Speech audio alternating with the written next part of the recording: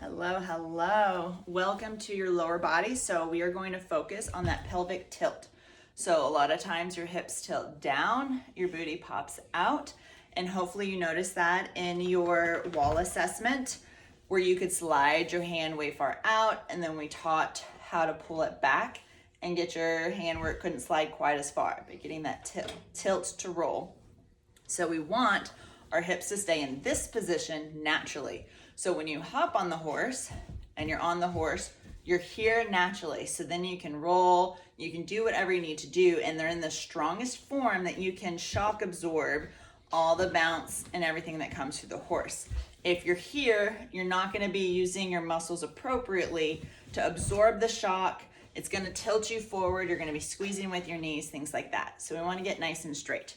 So first we're gonna do our foam roller. So we're gonna roll all our fascia out. That's the stuff that surrounds your entire body. We wanna make sure it's nice and loose and not restricting us. Because what happens is we're in this position, so our hip flexors get tight, our backs get tight, our glutes get stretched out, so that fascia is extra stretched, and then your quads get tightened up, so that fascia gets squished and tightened. So you have stretched out fascia, you have tight fascia. So we're trying to even it all out, letting it expand to where it should go back to normal.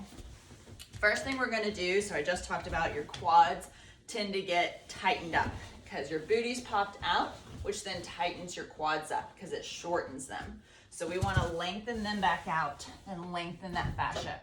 So I have it right above my knees on my quads here, and I'm rolling my hips in. So I'm not letting my back arch. I'm on my elbows, and you basically just army crawl it back and forth. Keeping your hips rolled the whole time, not rolling onto your kneecaps. Again, if you find a spot that's tight, so right above my knees tends to get tight. Your tight quads can also cause your knees to track badly. So it'll kind of take your knees out of alignment. So that's kind of what happens with mine. My quads get tight and it pulls on my knees. So I don't want to roll on my kneecaps, but I want to roll right above it. Couple more seconds here. Good. All right, so now we're going to roll the IT band. The IT band comes all the way down the side. So this can be pretty tight on people. So we want to take it, and I want to roll from my hip down to my knee. I'm gonna move this way. My top knee is going to be bent. My back leg is going to be straight on this one. And again, I'm just rolling. I'm finding spots. If you find someplace that's tight, you just sit there and hold. That's the beauty of the foam roller. You don't have to do too much. And you can go as low as your kneecap if you want. Mine tends to be a little tighter right around my pelvis area, so that's where I'm sitting. Again, if you find a tight spot, you just sit and hold. Right there is tight, so I just sit and hold it. Keep breathing. So what happens is things get a little painful and you hold your breath. That makes everything tighten back up. So we want to hit a spot. We know it's painful, but we want to breathe through it. Keep everything nice and loose. Let's switch other side. We want to do same thing. And you might notice that you have spots that are tight in one area and they're different on the other side. So we're trying to even everything back out. One area might be looser and not be so bad. You don't have to spend as long on that side then. So right here, it's more on the meaty part of my outside thigh. That's a little tight. On this one, it was a little higher. I'm using my top leg bent to help take pressure off. Again, if it's not that tight to you, you can put your legs straight and take them off the ground. Keeping your hips rolled in. Couple more seconds. All right. So now we're going to sit on the foam roller. and we're gonna roll those glutes out. I like to focus a little bit on the side right here in this pocket. That's where it gets pretty tight on me. That's the piriformis. So weak glutes can push into the piriformis because the piriformis is now taking over. So your glutes are stretched out and weak, so the piriformis has to take over and try to take the brunt of it, but it's a much smaller muscle. That's where your sciatic nerve pain comes from if you have some shooting pain going down your back. So I am going to, first we're just gonna do a little roll. Make sure there's no big knots in it, just roll back and forth. Now I'm going to take my top leg and bend it over. I keep my foot flexed. So you can hug it, you can keep it pushed, but I'm gonna roll to the side a little bit. See if I have any really tight spots. Those outside parts have to work really hard as you're riding too, as you're squeezing. They're doing a lot of shock absorbing for you. If you find a really tight spot, you sit and hold. Couple more seconds on this side and switch sides. So if you were just having a lot of pain, just rolling both cheeks forward and back, stay right there. If you feel okay with it, that's when you go to one side. I'm leaning into my hand. I'm getting to the outside part of my hip. I'm still getting my full glute here, but I'm focusing more on that outside part. And I just sit and hold.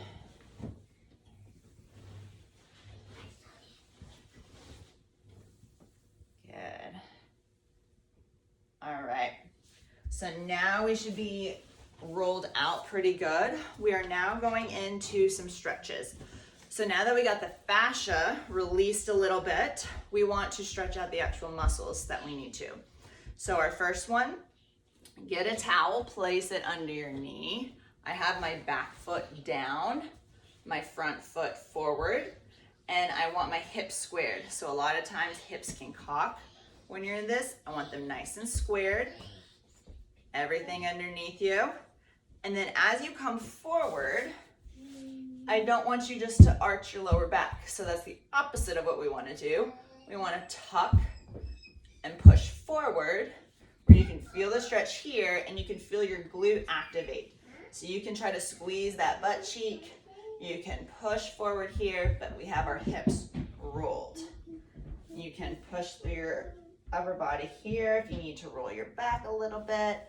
But we're focused, stretching this hip flexor. So those get really tight when we have that pelvic tilt going on.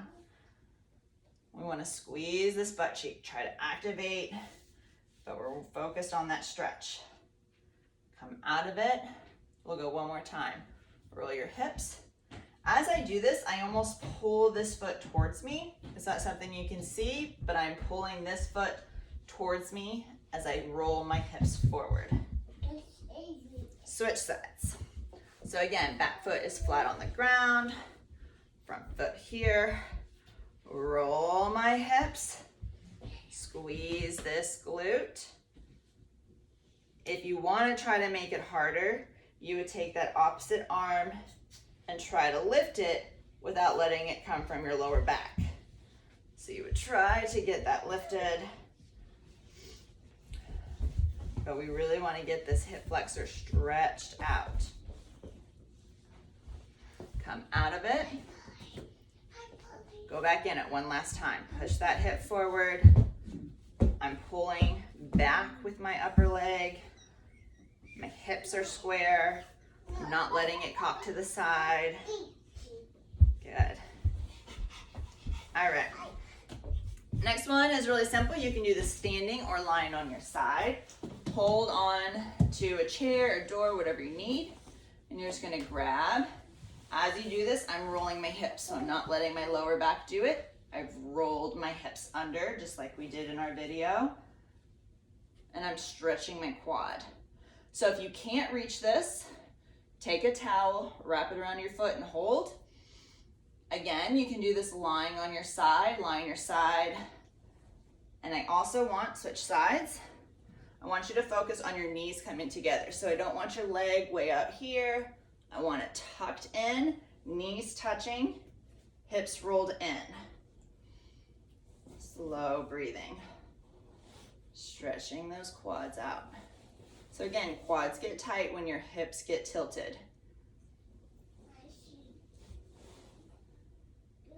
Keep those hips rolled in. Don't let your lower back do the work for you.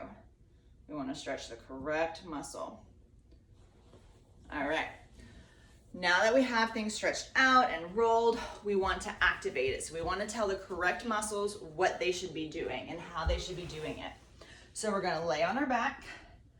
As you're here, your feet are square, and I want you to roll your hips under.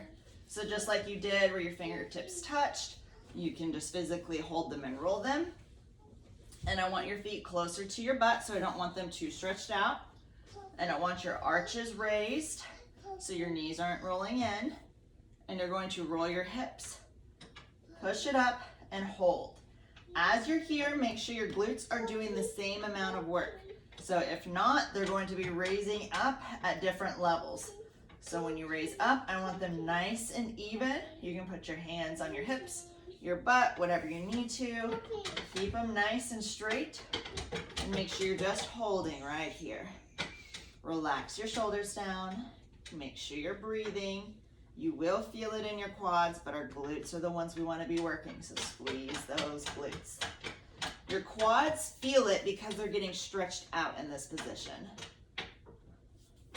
So we're holding, come down, take a breath, roll your hips, come back up, nice and even.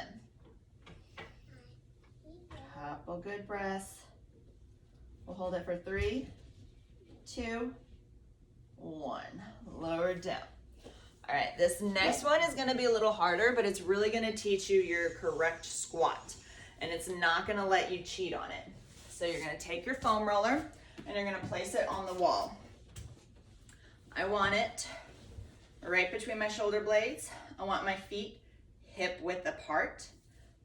My hips are rolled, and my feet are 1.5 to 2 feet off the wall. As I come down, you're squatting.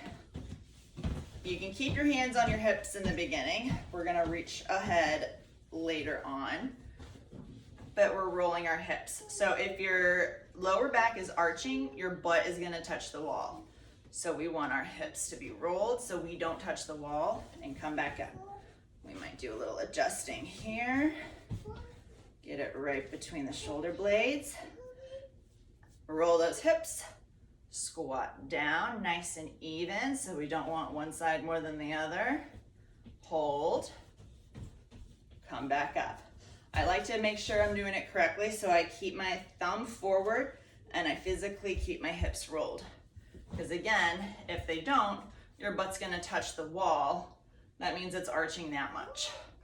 So we want it right here, hold, come back up. Let's do one more with our hands down, making sure we're going correct. You don't want that foam roller to come up into your neck. So you want to make sure it stops right on the top of your shoulders. Come back up. Now let's see if we can do a couple with our arms overhead. So tuck your tailbone, slowly come down. You're still leaning into the foam roller, so you're not letting your weight go into your toes. Come back up. Let's do one more. Tuck your tailbone, roll those hips, tighten your core, hold it, come back up. So you might start to feel it right down at your spine right here, as long as it's the muscles that you're feeling it in, because they're having to stretch. They've been so tight because they've been tilted and they've been tightened up. You're making them stretch and now actually work as you go down and up. So you will feel that there. So hopefully you guys see how this is helping, and we'll get you in alignment for the saddle. That's our whole point, is to get you where when you sit on a horse, it just feels more natural because you're in the correct alignment. So your coach isn't telling you, pull your shoulders back, and you're trying and you're just giving in your lower back, and then you feel like you're laying on the horse and you're still tilted forward a little bit because your hips are so tilted. So it just gets you in the correct alignment quicker. So hopefully this helps, and I will see you guys soon. Bye.